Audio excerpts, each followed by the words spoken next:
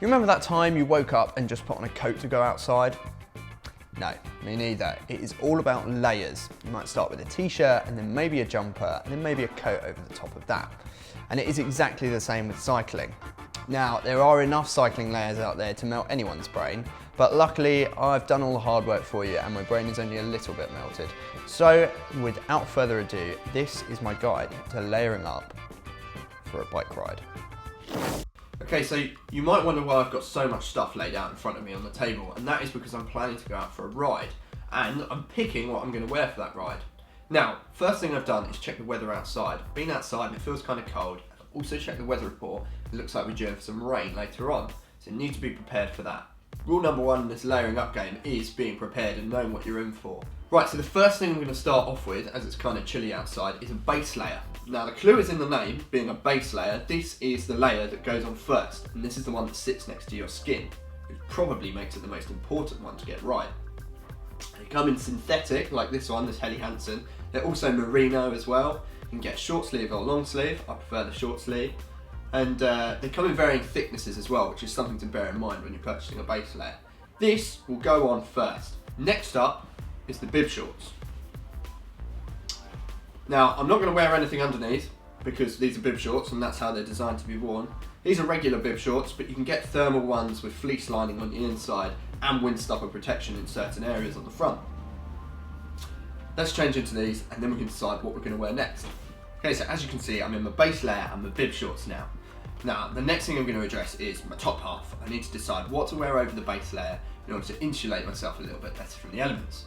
Now, my first option is I could wear a thicker jersey, quite thick material, like this lovely Team Sky training one.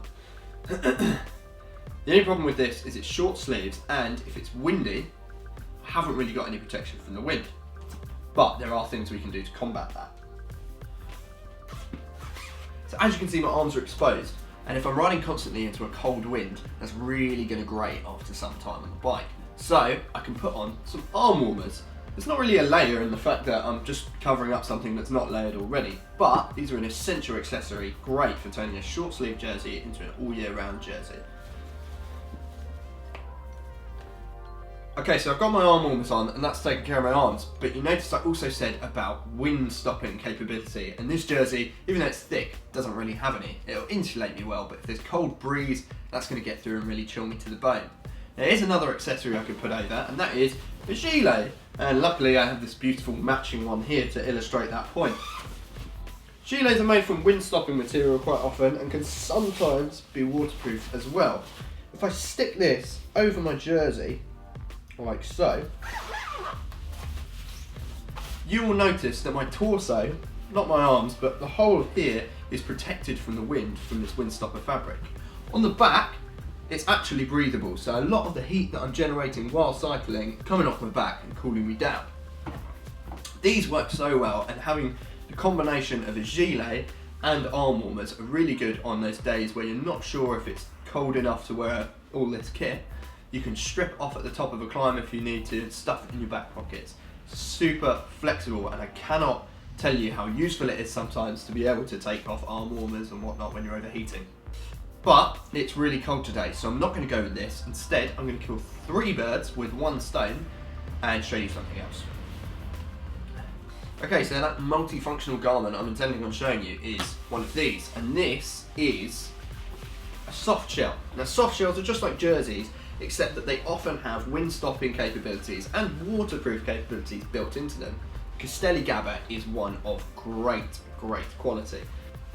Now, the great thing about this jersey is you'll see that already it has long sleeves built in, so I don't need to wear the arm warmers. It has wind stopping fabric in the front, just like the gilet, and it has the thickness of the jersey, so we're doing the job of all 3 garments we've just seen in this one. Let's stick it on. Right, so just sitting here, I'm already starting to warm up quite a bit.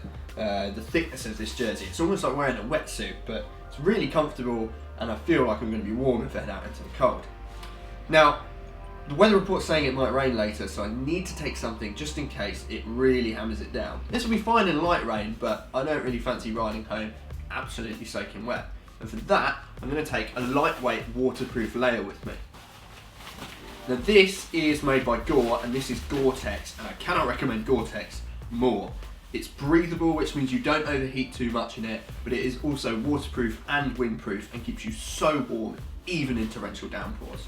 I'm not going to put this on as it's not raining yet and I will overheat in it, but I am going to roll this up and stick this in my back pocket.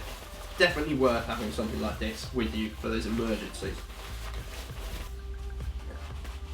Okay, so that is my top half done. I'd say we've got that covered with all of that stuff. But what about my legs? You can see they're still bare, and they are also going to catch a chill if they're out in the wind. Now, I've got options, just like my arm warmers, I can put on some leg warmers, which is exactly what I'm going to do. You can also get bib tights, which are full-length bib shorts. However, I prefer the adjustability and, the on-off ability of leg warmers. I'm going to stick them on just so you can see what I mean. So that's my legs sorted, but if we carry on going down, I've still got my feet to worry about. So if you think your feet are left out of this layering up malarkey, you'd be very much mistaken. I'm wearing a regular pair of cycling socks, but I'm not going to layer up inside the shoe. Instead, I'll put my shoe on like it is now, and then we can layer up from there. Okay, so I'm first in the shoe, and it is feeling pretty toasty already. The shoe, after all, doesn't have too many vents. However, I know when I'm out in the cold wind, it is going to get through, and my feet will start to feel like ice cubes before too long. The way I can combat this is over shoes or over socks. And these are literally exactly what they say on the tin. You put them over your shoes and they keep your feet so warm. And these ones are made out of neoprene, they're also waterproof, and they are absolutely fantastic in any sorts of conditions. If it gets really cold and just one pair isn't enough, then I encourage you to put a second pair of overshoes on or over socks instead of layering up your socks underneath the shoe. The reason for this, it can cut off your blood supply and make your feet far, far colder. There we go, as you can see, my foot is entirely covered by the overshoe, and the chances of water and or wind getting in are greatly reduced. You'll also see that there is still a hole in the bottom for the cleat to stick out so you can actually still clip in. But apart from that, these are pretty well sealed units. So for my hands, I've got my faithful pair of gloves, and these have seen all sorts of conditions. However, in the most extreme conditions, they just don't quite cut it. The cold does get through, and I start to get tiny little holes in the ends too. If I know it's going to be a super cold day and I need a bit more insulation on my hands, then I have the option of my second pair of gloves, which I don't wear over the top, but I just wear instead, and these have windstopper fabric in them. Having a windstopper material on your hands and on your fingers is incredibly important. Firstly, because your fingers are so much thinner than the rest of your limbs, they will catch a cold much quicker. And also, as these are the things that are in control of your brakes, it's probably wise to keep them in good condition. So out on my ride, I'm going to take these out just to keep my hands nice and toasty in the cold wintry weather. And so the last thing I need to worry about is my head and keeping that toasty. And there are two accessories which I really think will help any cyclist out, no matter if it's road, mountain bike, commuting, whatever. First of them is a scarf of some kind or a snood like this. Literally just bung it over your head, tuck it down, and that will stop any cold air getting in the top of your jersey where there's an opening. This contributes so much to your warmth on the bike. The other thing that I can suggest, and you wear this under your helmet, is a cycling cap. Now you can get furry, thicker ones, but I like to just wear a thin one. I think it actually does quite a bit on its own. Deflects quite a lot of the wind off the front of your head. These also have the added bonus of when it's raining or sunny, you've got this peak to deflect the rain out of your eyes. Okay, so last thing I need to put on is my helmet. Like I said, over the cap. And I am pretty much good to go. Oh, and don't forget your glasses, because you only get one pair of eyes. So protect them well. Off out for a ride.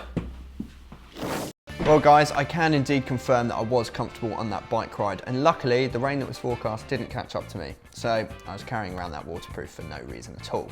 But it's better to be prepared, and layering up can really help you enjoy riding more.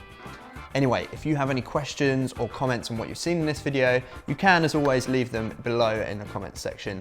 And if you want to chat to us online, there's Facebook, Twitter, Instagram. Until the next time, enjoy the ride.